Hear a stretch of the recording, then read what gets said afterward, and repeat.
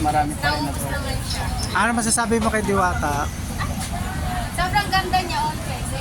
Kaya po, stop ni Diwata. May pa na. Shout out kay Manay Lawrence. Magandang gabi sa inyo. So ako ngayon, nag-vlog na ngayon. So abangan niyo ang kalaro. Abangan niyo po ito sa aking channel, Larry Tonibas, as in Bonnet. Lalaki sa inyo.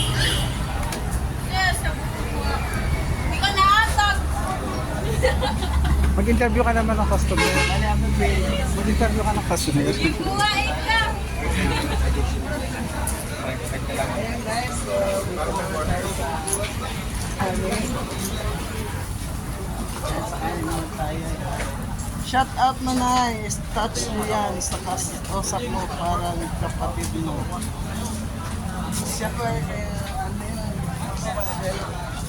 kaya niya naglalagay. Ayan po yung ano. Ito Mag-serve na ang ng pinakamasarap pares. natin na sa tao, sa Diwata para sa Bruno. Tunay mo kung madalas siya kumain. Kasi sir, Shout out, anong ganap dyan? sir, ilang beses ka na kumain Ito po dito, ang sir? ganap namin ngayong umaga. Ay, First time. First time po siya, mga Ngayong gabi. guys. So yan po ang sagot natin. Oh, yeah, pikos. Yeah, ang sarap talaga ng Diwata. Ano masasabi mo kay Diwata? Oh, ito yung bulalo. Ayan, at ito naman yung sabon ng bulalo. Buto-buto, Yan, pata. Siya po yung nakatukan doon sa sabon Tapos ngayon. ito po ang kanin natin. Ito yung kanin, no? Oh, Mabilis lang bagong maubos sa yan. bagong kanya. Eh, doon. So ito na po yun. Kahit Interview ka ng Wow, customer. sir, ang sarap ng interview mo yan.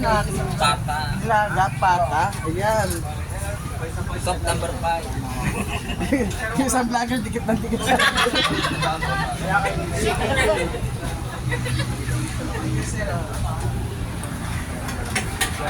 Si Sir, ilang beses na kumain. Ayan. Ayun, kung masarap yung order na sir, bulalo. Ay, ano ba yung pata? Pata tawag yan, no? Pata. Pata ba?